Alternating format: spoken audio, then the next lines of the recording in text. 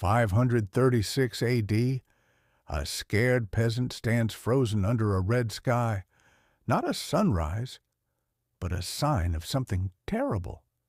The sun, our ancient guardian, had vanished. People whispered that the world was ending, and for the first time, it truly felt like it. The fields were silent. Crops lay dead beneath a layer of frost. In the middle of summer, no harvest, no food. The earth itself had stopped giving. Villagers stared at the lifeless ground, realizing they might not survive the winter.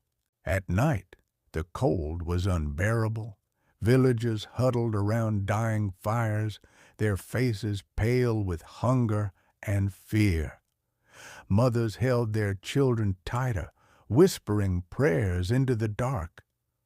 But no fire could chase away a darkness that came from the sky itself. A mother clutched her starving child, standing beneath a sky with no sun. Days blurred into darkness. There was no warmth, only silence, no answers, only fear. In that moment, the world felt lost. But still, she held on. In stone monasteries, ancient monks wrote by flickering candlelight, trying to make sense of the darkness. Their ink faded like the sun above, records of strange skies and dying lands. They called it a punishment, a warning, or the end of days. Snow fell in summer. Rivers turned to ice in months. They should have flowed warm and free. Cattle froze where they stood. Crops withered under layers of unexpected frost. It was as if the seasons had broken and the world was holding its breath. From above, the towns looked still, but not peaceful. Lifeless. No smoke from chimneys, no children playing, just quiet streets and empty homes. Entire communities were fading away, not by war, but by the slow grip of starvation.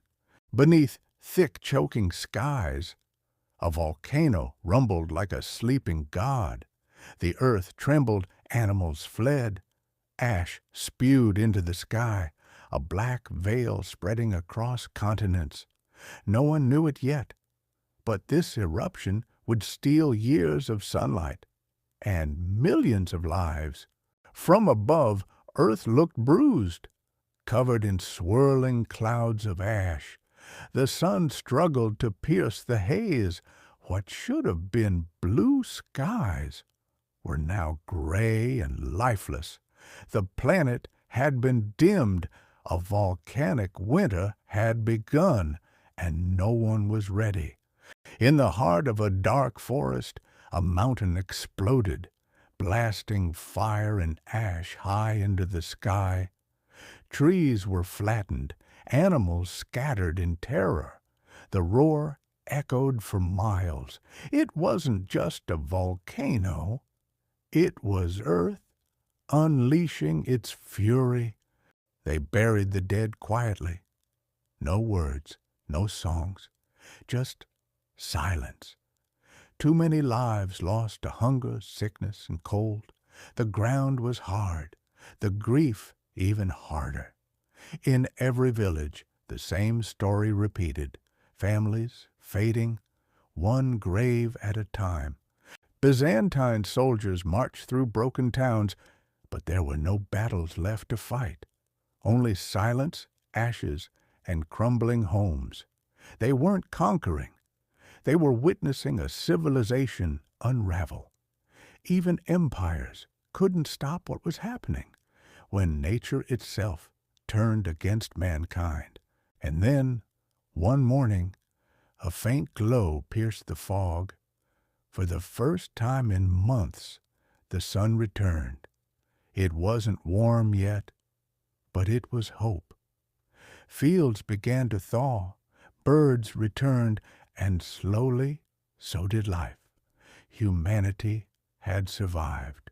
Today, scientists scan the Earth's crust, watching for the next eruption. Satellites track shifting land.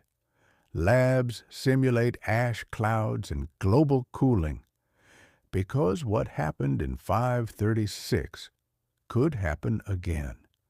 And this time, we might not be ready. Beneath our feet, giant supervolcanoes still sleep. If just one erupts, it could darken the planet again.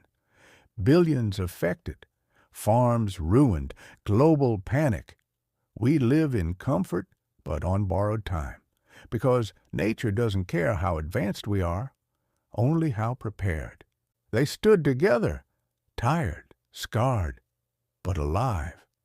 Looking up at the sky, no longer afraid. The worst had passed.